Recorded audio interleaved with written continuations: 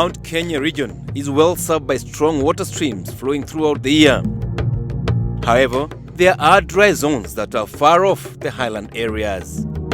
In these drier zones, more than 6,300 households derive their livelihood from irrigated farming, courtesy of the Smallholder Irrigation Programs for Mount Kenya, SIPMK. We have the government funding. We have the development partners funding, in this case KFW through the German government. We also have banks who come in to give a loan to the farmer. In this case, we have Equity Bank, who have actually supported over 90% of the projects that we've done under Smallholder. Then we also have the farmer. So that element of blended finance makes it unique in a way that, one, we're able to get sustainability. Sustainability is very key because it enhances water efficiency and reduces water wastage. The biggest success of this financing mechanism is that, one, we have farmers that are organized and they are able to understand why they need to take up affordable credit with a financial institution that also understands what it means to lend to smallholder farmers.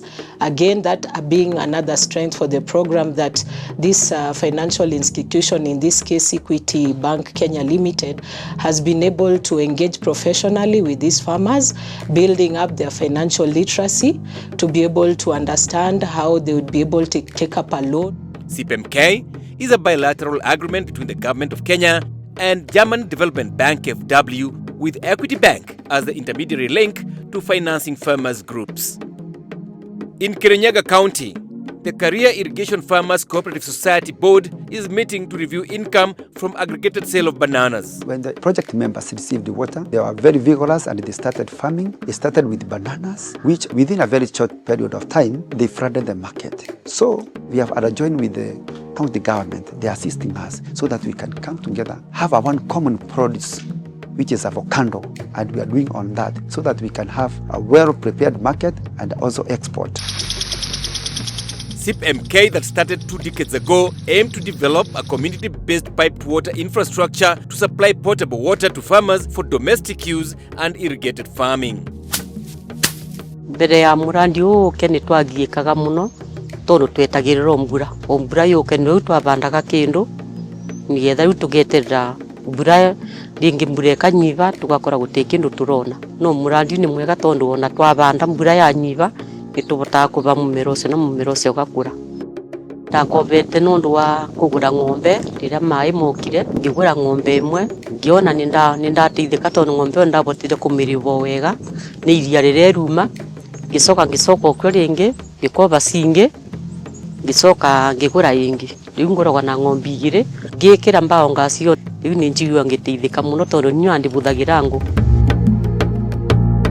So far, 4,800 farmers have been connected to water supply and now produce a wide range of crops and livestock keeping. Gukwitu uranika tuga kuringana na urimini wakwa nenyona tariu ndarima marigo meita mingi ni urakora muguri wa marigo nake ni okagura nake acoketera bundu wa nduthi wira amubea mutwarira thoko kure kwenda arithie kwagutani onde nyiki oni ndenda ruta mugunda ni rathi gateithia andu mangi.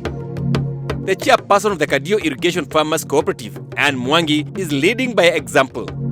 She has invested in fish ponds where she rears catfish for her household protein supply and for the local market of Kagio, Kutus and Kerugoya that is insatiable. Before we started this project, I could not do the farming because we had no water. So it was not easy to farm since you can see the ponds are big and they hold a lot of water. The project or the water has added a lot of value to me. Hawkins Motegi established a poultry farm after water supply was assured by the Kuruni Multipurpose Cooperative Society, where he is a member. The farmer at Kenkiadege restocks broiler birds every week to ensure there is constant supply of chicken to the neighborhood and towns as far as Meru. This broiler chicken take nearly 1,500 liters of water daily. Without this kind of water, it's not possible. Nobody will be employed here. The community itself, nobody will benefit from anything because no water, no business. In Igoji, a smallholder farmer, Isabella Kawera, has scaled up her farming business by irrigating grass for dairy cows, goats and sheep. There is no drought in Gitina anymore. there is no more famine. There used to be famine. We used to get relief food. Now it is a thing of the past. SIPMK involves installation of water intake facilities at different stages of a river course. The conveyance of water is by pipes to respective farms for irrigation, mostly by sprinklers for small-scale farming. At the SIPMK irrigation scheme, water intake, pipes layout and backfilling are underway to complete the project. For the intake, we have a weir that is supposed to dam the water, and we have the inlet structure. Once the water is dammed, it gets into the inlets, and from there the water is conveyed to the sedimentation basin. It was designed to withdraw 96 liters per second. We designed it in such a way that the weir allows for water to get into the intake chamber at the lowest flow in the river, which is February. In Marimanti, Tharaka Nithi County, the installation of the intake is almost complete, with pipes laid out to 275 members of the Kramanti irrigation project. While at SIPMK, members await connection. At Kangata village in Tharaka Nithi County, Rafael Nyaga is the first farmer to receive water and has already started to irrigate a banana crop that was wilting under extreme temperatures. Mimi nilifurahi sana siku niliamka tu nikakuta maji iko kwa samba. Mimi niliona kama ndoto, sababu sikuwa natarajia kitu kama hii Tharaka. Upande huu wa Tharaka mvua ni kidogo. Nikipanda mahindi sikuwa navuna, lakini sasa hata nimepanga vile nitapanda mahindi ili tukue na chakula ya kutosha. Nyaga is among 1,500 households that are in queue for connection to water for irrigation and domestic needs. Equity financed the irrigation projects in Phase 1, Phase 2 and 3, reaching over 4,800 households, and is further supporting farmers in Phase 4 of the program. In partnership with the government and KFW, we've been able to build 20 irrigation schemes.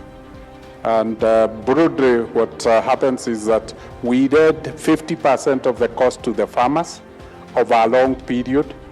KFW and government comes in with breaded finance and provide the other 50% in form of grant, essentially reducing the burden of financing to the farmers and essentially reducing the cost by 50%.